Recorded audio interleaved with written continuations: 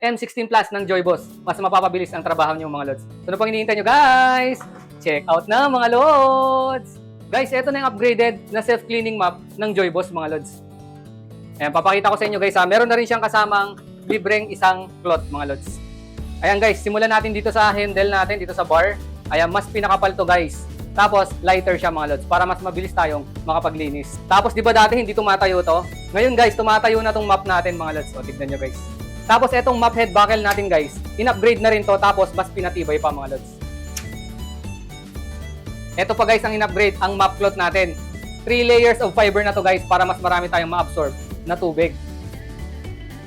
Tapos, in-upgrade pa itong inlet port natin guys, itong daanan ng tubig. Mas maluwag na siya mga lods. Tapos, itong bucket niya guys, meron na rin siyang side filter port. Filters the garbage of the water and avoid clogging. Tapos, itong comb brush tip na to guys, in-upgrade na rin to mga lods. ABS plus PP na to guys para mas effective malinisan yung ating map cloth. Tapos, mas smooth na to guys pag binababa natin, hindi gaya ng dati. So, ganun pa rin guys, may water separation pa rin to. Inihiwalay niya yung maduming tubig sa malinis. So, ano pang hinihintay nyo guys? Kung gusto nyo ng M16 Plus, i-check nyo lang sa yellow basket natin mga lods.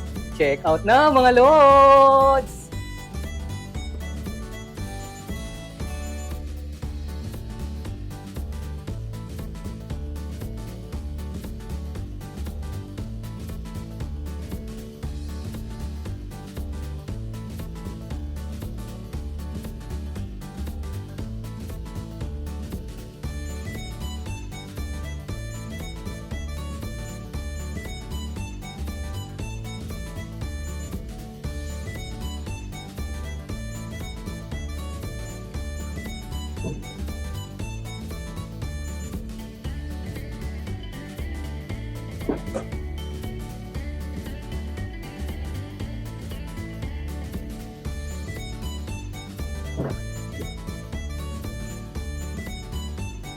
Unboxing na naman tayo mga lods!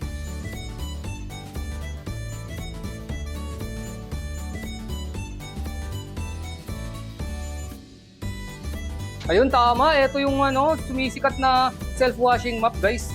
Tapos hinihiwalay niya yung maduming tubig sa malinis para mas mabilis kayo makapaglinis guys. Ayan.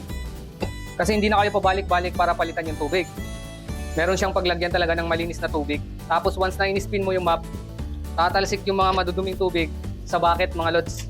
Ayan, hindi siya hahalo sa malinis na tubig. Kaya ox na ox to gamitin pang linis guys. Mas mabilis to makakapaglinis. Ayan, lalabas na natin muna mga lods. Siyempre, naka-plastic din yung ating Joyboss. Ganda. Ganda mga lods. Ito yung sumisikat ngayon mga Lodi. Yung model number ng Joyboss na to guys, sobrang haba. JBS XJTB S1F1 JW T2P. Oh, ang ganda guys. Ang ganda ng microfiber niya. Tapos meron pa siyang kasamang isang replacement guys. Tapos ganito yung bucket. Ang ganda mga lods. Meron na rin siyang easy handle guys. Ayan, tapos meron na rin siyang water inlet guys. Kapag meron kayong hose o gripo, dito nyo siya ilalagay. Para dire-diretso siya dito sa lagayan sa gitna mga lods. Yan mapupunta yung ating clean water. Tapos once na ini-spin natin yung mop guys, lumalabas yung tubig dito sa mga butas para malinisan yung mop head natin. Tapos yung maduduming tubig, once na in-spin nyo, tinatalsik niya dito sa gilid ng bucket mga lods. Kaya humihiwalay yung maduming tubig sa malinis. Kaya mas mabilis kayong makapaglinis dito guys. Kung naglilinis kayo ng 30 minutes mga lods, baka magawa nyo na lang dito mga 10 minutes na lang siguro. Yan, ituloy lang natin assemblein guys.